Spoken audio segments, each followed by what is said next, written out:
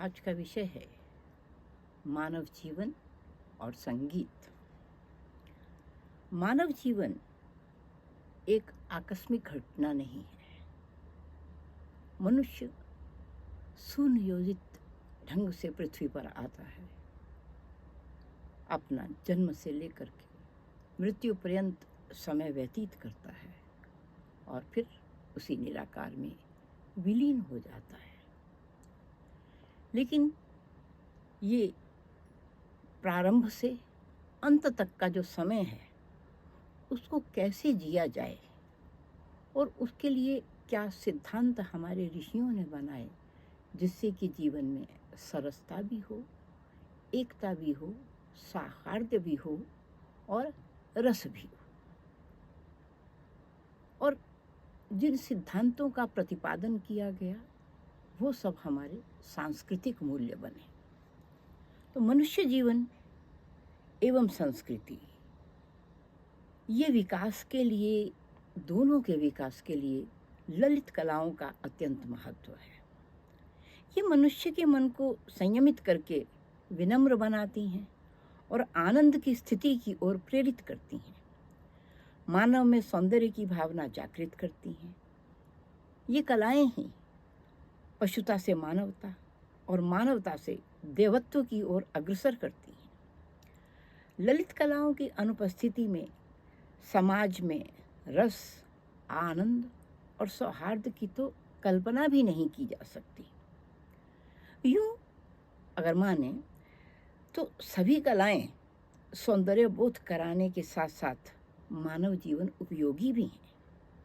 लेकिन जब हम संगीत की बात करते हैं तो संगीत का स्थान इन सब में सर्वोपरि है। संगीत भाव प्रधान है, या यूं कहो कि संगीत तो भावों की भाषा है। जो बातें अभिव्यक्त होने को कोई साधन ढूंढती हैं, जो अभिव्यक्त होने के लिए कोई तरीका ढूंढती हैं, संगीत में वो भावनाएं सहज ही अभिव्यक्त हो जाती हैं। और इन अभिव्यक्त भावनाओं का प्रभाव ग्रहण करने वाले पे स्पष्ट दृष्टिगोचर होता है। संगीत का प्रभाव सृष्टि के संपूर्ण चर, अचर, जंगम, स्थावर सभी पर दृष्टिगोचर होता है। ज्ञानी, अज्ञानी, महान, साधारण, बालक, युवा, जरठ, यहाँ तक कि वन्य प्राणी और वनस्पति पर भी इसका प्रभाव पड़ता है। तभी तो शास्त्रकारों ने भी गीत की प्रशंसा में बहुत सी बातें कही हैं।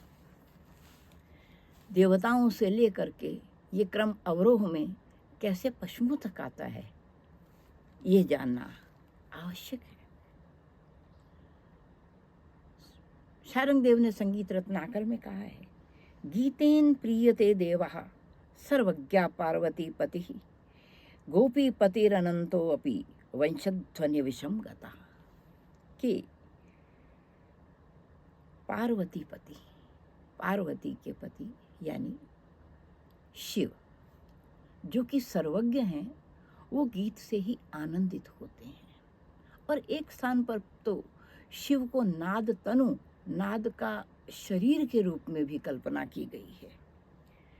तो वो गीत से ही प्रसन्न होते हैं। और गोपीपति, गोपीपति कहते हैं विष्णु को, कृष्ण को, जो कि बंसी अपने साथ धारण किए रहते हैं हमेशा, वो भी गीत से ही प्रसन्न होते हैं। सामगीति रतो ब्रह्मा वीणा सक्ता सरस्वती। साम ज्ञान में हमेशा ब्रह्मा स्वयं आसक्त रहते हैं, हमेशा लीन रहते हैं। और सरस्वती की क्या बात कहें, जो स्वयं विद्या की देवी है, वो हमेशा अपने वक्षस्थल पर वीणा धारण किए रहती है। ये तो हुई देवताओं की बात। अब कहते हैं कि मनुष्य की क्या स्थिति है। और ऐसा मनुष्य जो अभी पालने में है, जिसको अभी विषयों का स्वाद भी मालूम नहीं है, वो रुदन करता हुआ जब संगीत को सुन लेता है तो उसकी स्थिति क्या हो जाती है। कहा है, अज्ञात विषयास्वादो बाला प्रियंकागिगता रुदन गीतामृतम पीत्वा हर्षोत्कर्षम प्रपद्यते।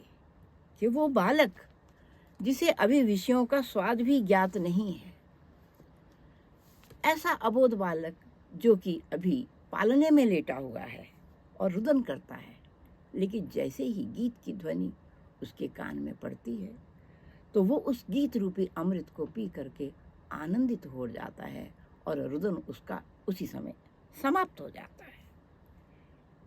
ये स्थिति अबोध बालक की है, तो जिनको बुद्धि है उनकी क्या बात कहें। अब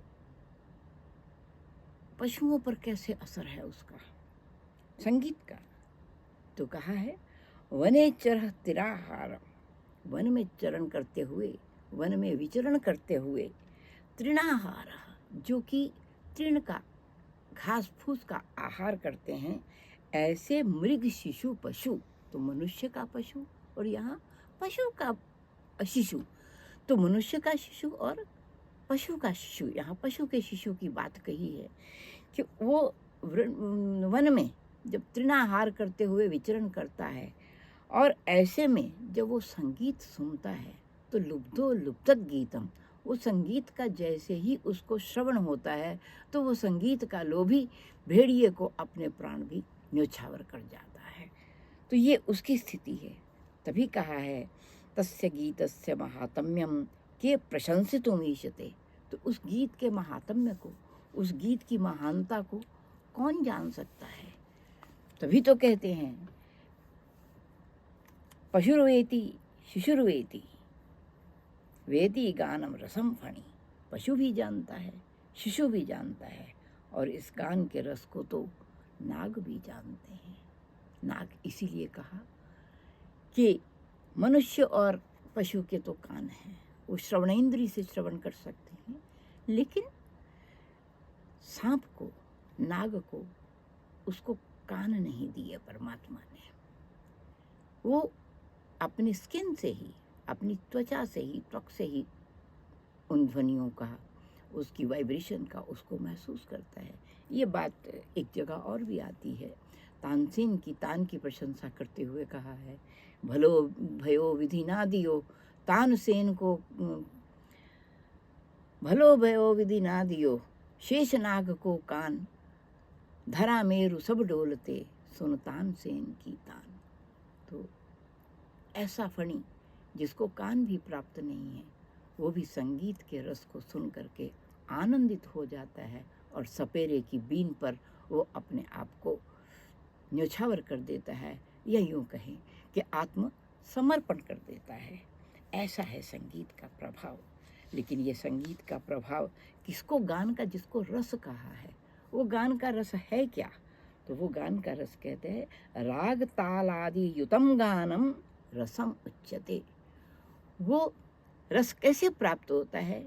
जब राग, ताल और पद इनका समन्वय होता है, इनका संयोजन होता है, इनका संयोग होता है, तो गान के रस की निष्पत्ति होती है।